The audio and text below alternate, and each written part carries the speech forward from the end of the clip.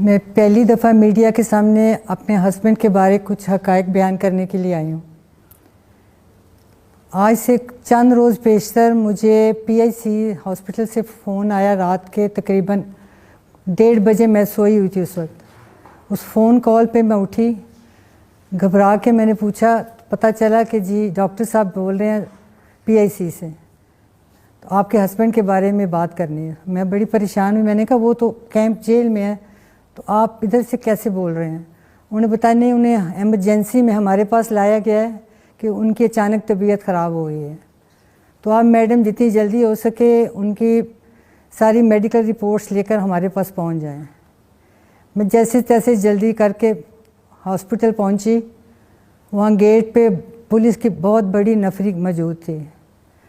میں نے ان سے ریکویسٹ کی کہ مجھے 2 منٹ کے لیے اندر جانے دیں، ملنے ان سے۔ 2 سے تیسرا منٹ میں نہیں لوں گی۔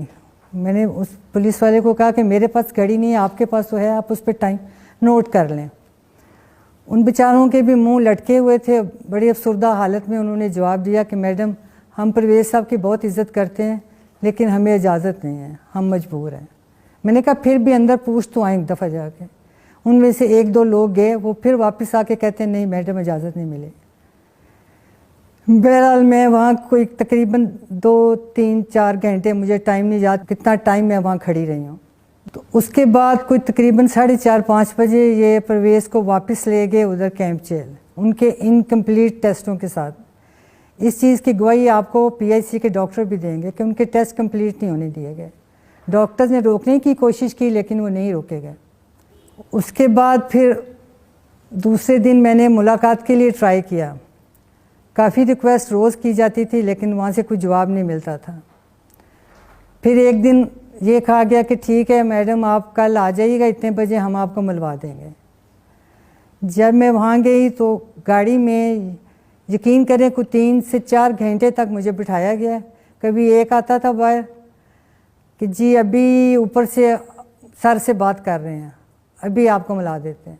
پھر آتے تھے جی آدھے گھنٹے بعد ملائیں گے۔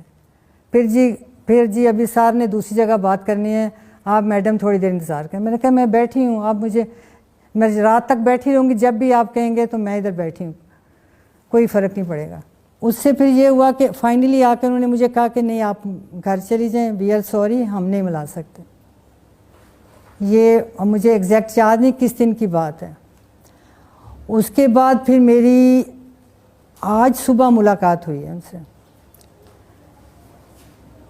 الحمدللہ آج جب ان سے ملی تو وہ فزیکلی تو مجھے کافی ویک نظر آئے ہیں، لیکن ان کا جو حوصلہ اور وہ اللہ پہ توکل مجھے ان کے نظر آیا، وہ میرے دل کو دیکھ کے کافی تسلی ہوئی کہ وہ مجھے یوں محسوس ہوا کہ اتنا ان کا توکل اللہ کی ذات پہ پہلے نہیں تھا جتنا اب اس جیل میں آنے کے بعد مجھے محسوس ہوا۔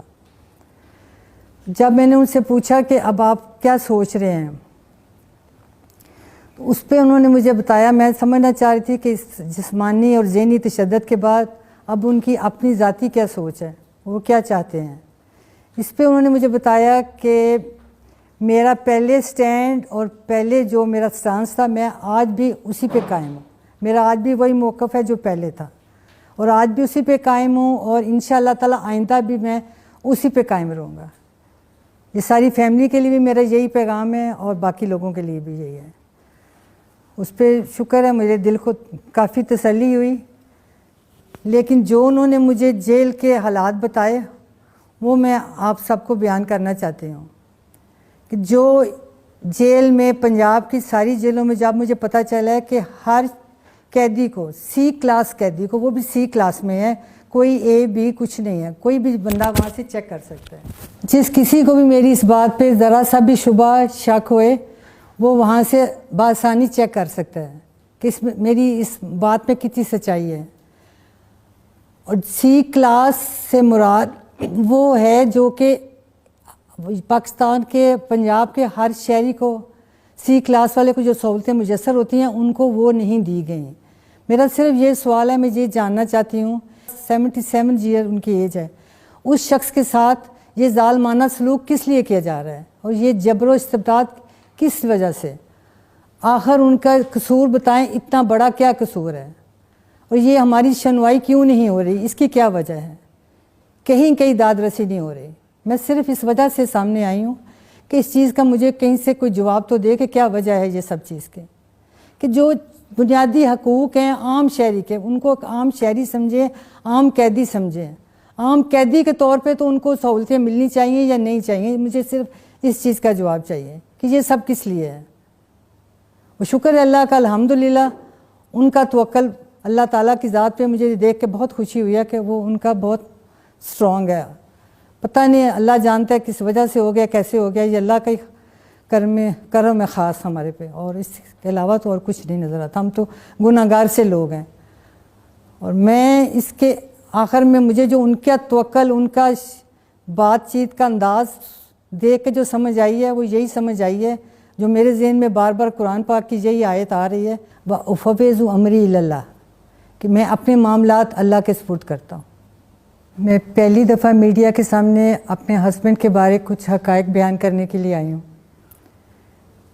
آج سے چند روز پیشتر مجھے PIC ہاسپٹل سے فون آیا، رات کے تقریباً 1:30 بجے، میں سوئی ہوئی تھی اس وقت۔ اس فون کال پہ میں اٹھی، گھبرا کے میں نے پوچھا، پتہ چلا کہ جی ڈاکٹر صاحب بول رہے ہیں PIC سے، تو آپ کے ہسبینڈ کے بارے میں بات کرنی ہے۔ میں بڑی پریشان ہوئی، میں نے کہا وہ تو کیمپ جیل میں ہے، تو آپ ادھر سے کیسے بول رہے ہیں؟ انہوں نے بتایا نہیں، انہیں ایمرجنسی میں ہمارے پاس لایا گیا ہے کہ ان کی اچانک طبیعت خراب ہو گئی ہے، تو آپ میڈم جتنی جلدی ہو سکے ان کی ساری میڈیکل رپورٹس لے کر ہمارے پاس پہنچ جائیں۔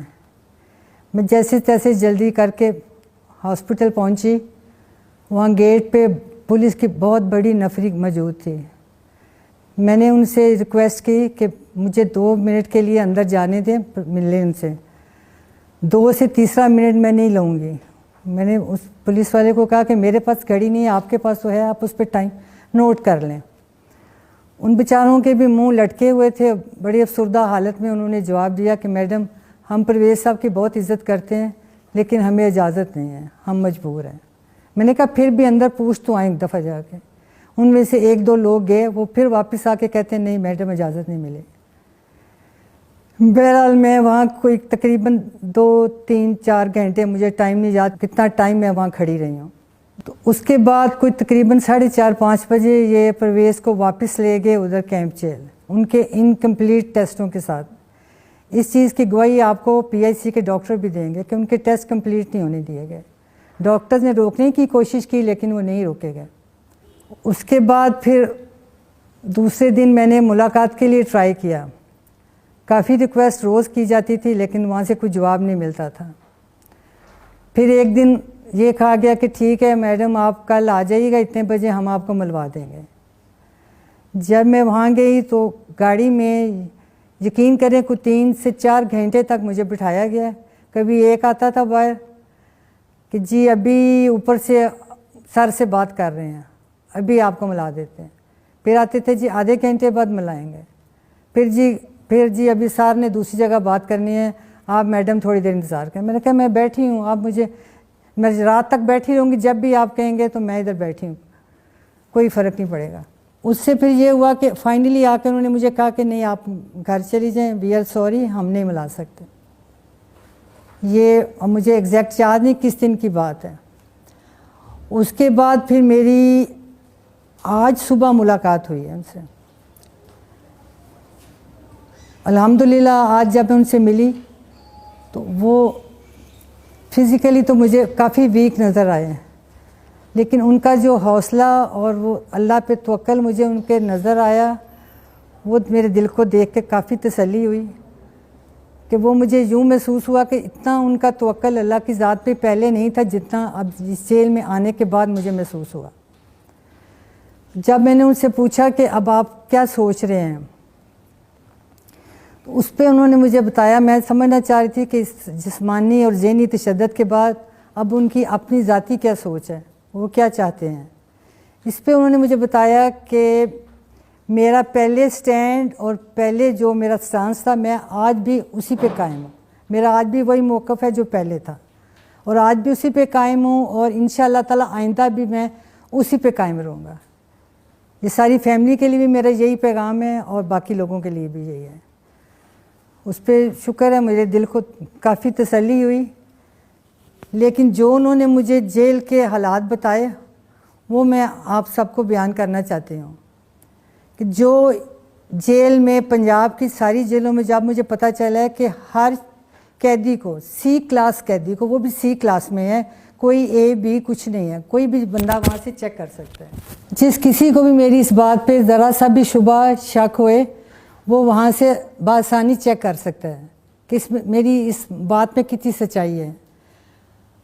اور سی کلاس سے مراد وہ ہے جو کہ پاکستان کے پنجاب کے ہر شہری کو سی کلاس والے کو جو سہولتیں میسر ہوتی ہیں ان کو وہ نہیں دی گئی.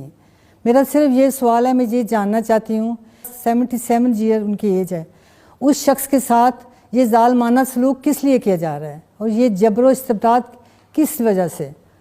آخر ان کا قصور بتائیں, اتنا بڑا کیا قصور ہے اور یہ ہماری سنوائی کیوں نہیں ہو رہی, اس کی کیا وجہ ہے؟ کہیں داد رسی نہیں ہو رہی. میں صرف اس وجہ سے سامنے آئی ہوں کہ اس چیز کا مجھے کہیں سے کوئی جواب تو دے کہ کیا وجہ ہے یہ سب چیز کے, کہ جو بنیادی حقوق ہیں عام شہری کے ان کو عام شہری سمجھیں, عام قیدی سمجھیں. عام قیدی کے طور پہ تو ان کو سہولتیں ملنی چاہیے یا نہیں چاہیے؟ مجھے صرف اس چیز کا جواب چاہیے کہ یہ سب کس لیے ہے. وہ شکر ہے اللہ کا, الحمدللہ ان کا توکل اللہ تعالیٰ کی ذات پہ مجھے دیکھ کے بہت خوشی ہوئی ہے کہ وہ ان کا بہت سٹرونگ ہے.